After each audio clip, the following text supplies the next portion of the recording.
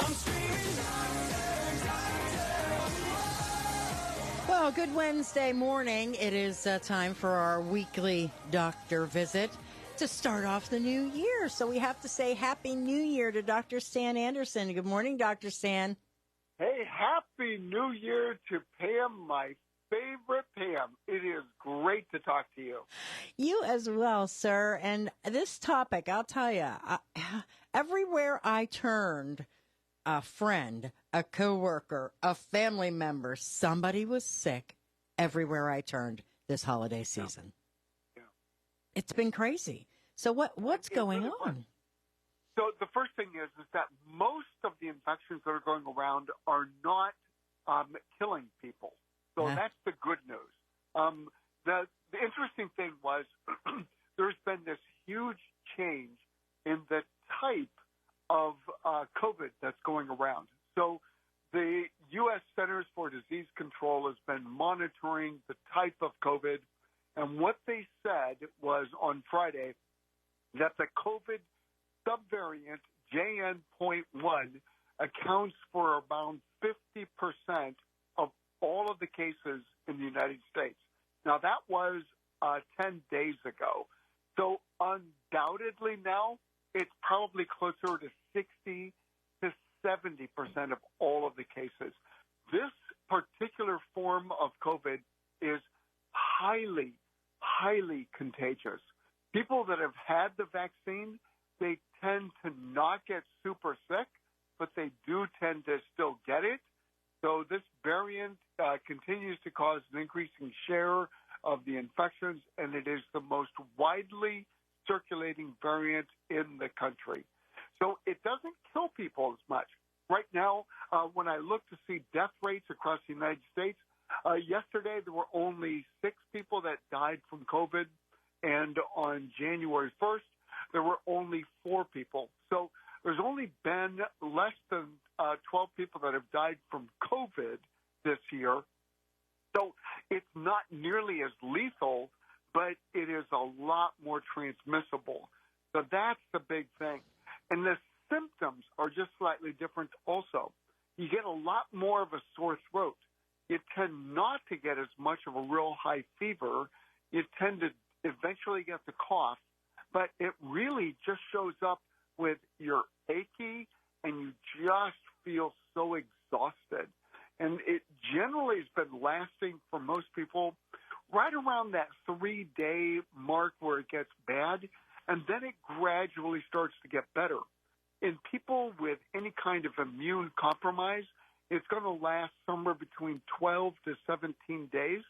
For other people that don't have cancer, they don't have transplant, they don't have some type of an immune issue, it's usually been lasting right around 7 to 10 days on average. The new medicines that we can use, there's really only one that's the main one, and that's Paxlovid. Paxlovid is still the gold standard. It's still the thing to do. If you're under the age of 50, it will not be covered. If you're over the age of 50, then yes, it should be covered. It's basically 3 tablets twice a day. But you have to be careful if you're taking a statin that you stop the statin. So that would be like Lipitor, Atorvastatin, Zocor, Simvastatin, Lovastatin. If you're taking any of those, you need to stop it for the 5 days that you're going to be on it because it could interact with that medicine. So COVID really, really coming on strong. It has this new variety. Really, a month ago, it made up less than 2% of all of the caseload, and now it's closing in on 70%. So it has gone from nothing to just mushroom-shaped cloud. It is everywhere. So let's just say if I woke up this morning and I tested for COVID just because I want, and it came up positive and I feel kind of yucky, what should I do? I think people are just confused as to, some are like, it's just like you have a cold nowadays. And, what are you supposed to do now? Well, for most people, it is exactly what you just said. It's just like having a cold. So from a pragmatic point of view, this new variety, the JN.1, the JN1, it really doesn't kill people. It just makes you sick like a cold. So you treat it like a cold. Any symptom that you have, you treat that symptom.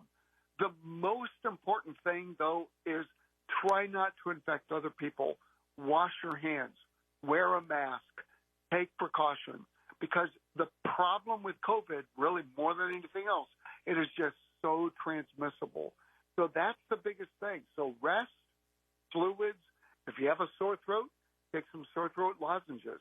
If you're coughing, take some Mucinex or some Robitussin or Dayquil, whatever you like, whatever you have.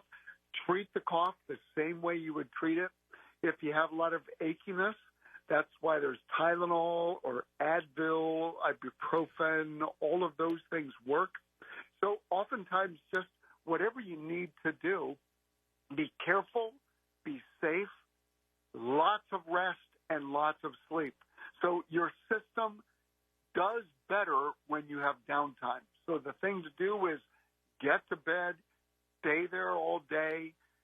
What I tell a lot of teenagers is this is your time to play your video games. You can play video games all day long. When this is your day to do it. And so a lot of teens that get this, it's like really not very much for most of them, but still highly, highly contagious. So we want to keep them home from school. If one person in the family is sick and then it is COVID, you could basically be thinking anybody else that gets sick probably has COVID. And if you're under the age of 50, you don't need to see the healthcare provider for the most part. It's just going to run its course, and you should be okay. Now, that's just the main thing that's going around. RSV is also huge right now, rhinovirus and influenza. And the problem is all four of those have almost exactly the same symptoms. You can develop a fever, cough, congestion, drainage, achiness, fatigue. All of those go hand in glove with each of the different diseases. So you can't tell which one you have based on what symptoms you have. That's the unfortunate thing. Yeah, so just treat the symptoms then. Yeah, just treat the symptoms. And the only reason to go to the emergency department is if you're not drinking, you become dehydrated, or if the cough is so severe that you're becoming more short of breath. So people that have diabetes, people that are older, over the age of 65, they are more likely to have complications. But as of now, most of the time they're not dying from it, even in the worst-case scenario.